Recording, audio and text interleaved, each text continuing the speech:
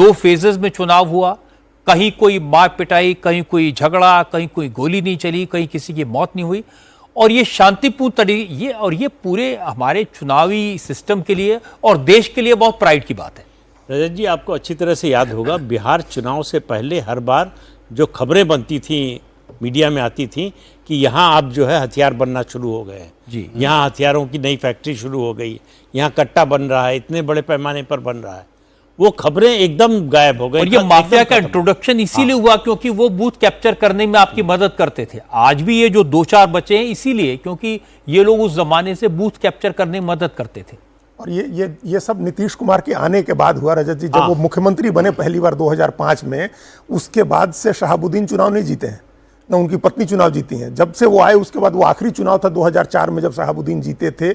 और जो organised gangs थे बिहार में वो तमाम अपराधी बचे, लेकिन अपराध लगभग खत्म हो गया, ऑर्गेनाइज्ड क्राइम उन्होंने खत्म कर दिया। ये नीतीश कुमार की बड़ी उपलब्धि थी, जो पहले 5 साल की उपलब्धि थी। 5 से 10 में लॉ एंड ऑर्डर उनका सबसे बड़ा फोकस का था केंद्र, और इसका नतीजा 2010 में मिला जब उनको पुलिस का एक्शन ही नहीं, कन्विक्शन भी करा, कन्विक्शन भी करा, अदालत तक ले जाकर वो उन्होंने एक तरीका निकाला। हमारी बात हो रही थी जो अभयादन। सर देखिए, महुआ में रुझान बदल गए, महुआ में तेज प्रताप यादव अब पीछे हो गए हैं, ये जानकारी महुआ से मिल रही है। तेज प्रताप यादव जिन्होंने अभी तक बढ़त बनाई थी, वो तेज प्रताप यादव अभी पीछे हो गए हैं।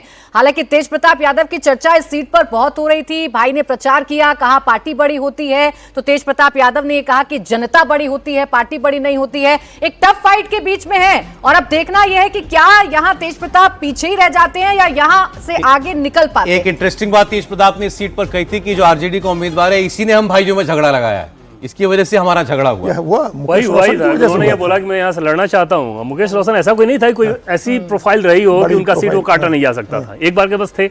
लेकिन तेजस्वी यादव के जो करीबी हैं संजय यादव, कहा जाता है कि वो बिल्कुल बर्दाश्त नहीं कर रहे थे। बीजेपी ने बड़ी कोशिश की तेज प्रताप को थोड़ा एक्सपेक्टर बताने की, कहा भी था ना कि ये जो छोटा भाई है छोटा रहेगा, चुनाव के बाद झुनझुना बजाएगा। बिल्कुल कहा था उन्होंने। बच्चा है नहीं, पर बिहार में जहाँ तक नेतृत्व का सवाल है, जो कह रहे थे अजीत जी, 5 वर्षों का वो ट्रांसफॉर्मेशनल लीडरशिप है, खास करके जंगल राज के बाद का वो 5 वर्ष वो सुबह के किरण की तरह था।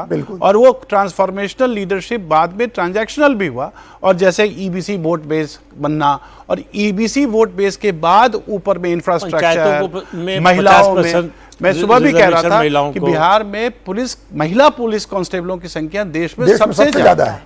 तो ये नीतीश कुमार को सबसे बड़ा कॉम्प्लीमेंट तो प्रशांत किशोर ने दिया जब उनसे पूछा गया कि आपको तेजस्वी यादव नीतीश कुमार में से चुनना हो, तो उन्होंने कहा विदाउट डाउट 1 सेकंड में जवाब दिया उन्होंने। लेकिन उन्होंने ये भी कहा था अगर जेडीयू की 25 से कम सीटें ज्यादा सीटें आई तो मैं राजनीति छोड़ दूंगा। और हम लोग लगातार ये कह रहे थे कि जेडीयू, लेकिन अब वो एक नेता का बयान है रजत जी, तो सब नेता इस तरह के बयान देते हैं, अपना इम्फेटिकली करते हैं अपने लोगों को। नेता एक बार कह देता है, 2 बार कह देता है, उन्होंने तो रट लगाई इस बार। अपने वर्कर्स में थोड़ा बहुत एक सीरीज आती है, अभी उसका लेटेस्ट आया 4th पार्ट महारानी, उसमें वो नेता कहता है कि राजनीति में याददाश्त कमजोर रखनी चाहिए और चमड़ी भी मोटी रखनी चाहिए, तो वो मोटी याददाश्त कमजोर और बर्दाश्त ज्यादा। पर हम लोग बार बार सौरभ जी यहाँ चर्चा कर रहे थे, पहले दिन से चर्चा कर रहे थे कि ये चुनाव देखने वाला यही था कि जदयू कहाँ जाती है और उसका स्ट्राइक रेट कितना रहता है, क्योंकि भाजपा के लिए तो ये माना जा रहा था कि भाजपा अच्छा करेगी और भाजपा बेहतर करेगी, पर जदयू जिस तरीके से आगे बढ़ती जा रही है, और जिस जदयू और भाजपा में मुझे लगता है कि अगर अंतर भी होगा तो 2-4 सीटों का ही का है अभी अंतर, लगभग 65% स्ट्राइक रेट दोनों का दिखाई दे रहा है। ये जो रिमार्केबल परफॉर्मेंस है, और ये यह भी बता देता है, अगर हालांकि सिंप्लीफाई कर दें तो अब और पता चल रहा है कि पिछली बार जो चिराग पासवान थे उनकी भूमिका क्या रही थी, और चिराग पासवान ने किस हद तक जदयू को देवेंद्र कुछ इंटरेस्टिंग बात जानना चाह रहे थे रजत जी से। आप कह रहे थे आप दोनों बड़े नेताओं से आप जानते हो, व्यक्तिगत तौर पे भी दोनों को जानते हैं सर, लालू जी को, नीतीश जी को। तो